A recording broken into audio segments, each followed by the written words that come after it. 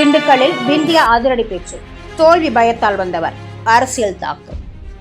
திண்டுக்கல் சட்டமன்ற தொகுதியில் தேர்தல் பிரச்சாரம் சூடுபிடித்துள்ள நிலையில் அதிமுக சார்பில் நடைபெற்ற தெருமுனை பிரச்சார கூட்டத்தில் நடிகை விந்தியா ஆவேசமாக பேசினார்.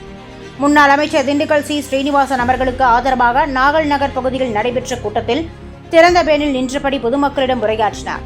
அப்போது திமுக வேட்பாளர் IP செந்தில்குமார் மீது விமர்சனம் செய்த அவர், பழனி மக்களுக்கு எதுவும் செய்யாததால் தோல்வி பயத்தில் திண்டுக்கல்லில் போட்டியிடுகிறார் என்று குற்றம் சாட்டினார். மேலும் திண்டுக்கல் சீனிவாசனின் பெயரை சொன்னாலே ஓட்டுகள் வரும், அவருக்கு தனியாக பிரச்சாரம் தேவையில்லை என்றும் தெரிவித்தார். அதேபோல் திமுக ஆட்சியை விமர்சித்த அவர் பெண்கள் பாதுகாப்பு மற்றும் சட்டம் ஒழுங்கு நிலை குறித்து கேள்வி எழுப்பினார். அதிமுக ஆட்சிக்கு வந்தால் 100 நாள் வேலை திட்டம் 150 நாளாக உயர்த்தப்படும், வீடற்றவர்களுக்கு வீடு கட்டித்தரப்படும், பெண்களுக்கு மாதம் 2000 ரூபாய் வழங்கப்படும் உள்ளிட்ட பல்வேறு வாக்குறுதிகளையும் அவர் விளக்கினார். இந்த நிகழ்ச்சியில் பேசிய திண்டுக்கல் சீனிவாசன் விந்தியாவின் பேச்சை பாராட்டி ஜெயலலிதாவை போல கம்பீரமாக பேசுகிறார் என குறிப்பிட்டார். இதனால் திண்டுக்கல் தேர்தல் களம் மேலும் பரபரப்பை எட்டியுள்ளது. சான்றோர் குரல் செய்திகளுக்காக திண்டுக்கல் செய்தியாளர் லட்சுமணனுடன் செய்தி வாசிப்பாளர் முத்துலட்சுமி. புரட்சி தலைவரின் ரத்தத்தின் ரத்தமான புரட்சி தலைவியின் உயிரினும் மேலான கழக உடன்பிறப்புகள் அத்தனை பேருக்கும் என் அன்பான வணக்கங்களை தெரிவிச்சுக்கிறேன். நம்ம அன்பு அண்ணன் திண்டுக்கல் சீனிவாசன் அவர்கள் எனக்கு போன் போட்டு நீங்க திண்டுக்கலுக்கு பிரச்சாரத்துக்கு வரணும்னு கூப்பிட்டார். எனக்கு ரொம்ப ஆச்சரியமா இருந்தது. திண்டுக்கல் பூட்டுக்கும் இருட்டுக்கலை அல்வாக்கும் எதுக்குன்னா விளம்பரம்னு கேட்டேன். கரெக்ட் தானே? ரெண்டுமே உலக ஃபேமஸ். திருப்பதினா அந்த ஆண்டவர் ஸ்ரீனிவாசன், திண்டுக்கல்னா நம்ம அண்ணன் ஸ்ரீனிவாசன். அண்ணனோட பேர் சொன்னாலே போதும், ஓட்டு தானா விடும், பிரச்சாரம் தேவையில்லை. அண்ணன் பேர்லயே சீனி இருக்குங்க, அவ்வளவு இனிமையானவர், ஸ்வீட்டானவர். நம்ம அண்ணன் மக்களோட மக்களா பழகிறதுல இறங்கி நடக்கும் போது குழந்தை மாதிரி இருப்பாரு, தேர்தல் வந்துட்டா வேற மாதிரி இருப்பாரு. அண்ணனோட அரசியல் அனுபவம் அவ்வளோ, அண்ணனோட வெற்றி வரலாறு அவ்வளோ. இந்த தொகுதியில 4 முறை எம்பியா 2 முறை எம்எல்ஏவா ஜெயிச்சவர். இந்த முறை ஜெயிச்சு ஹேட்ரிக் விக்டரி வாங்க போறவர் நம்ம அண்ணன்.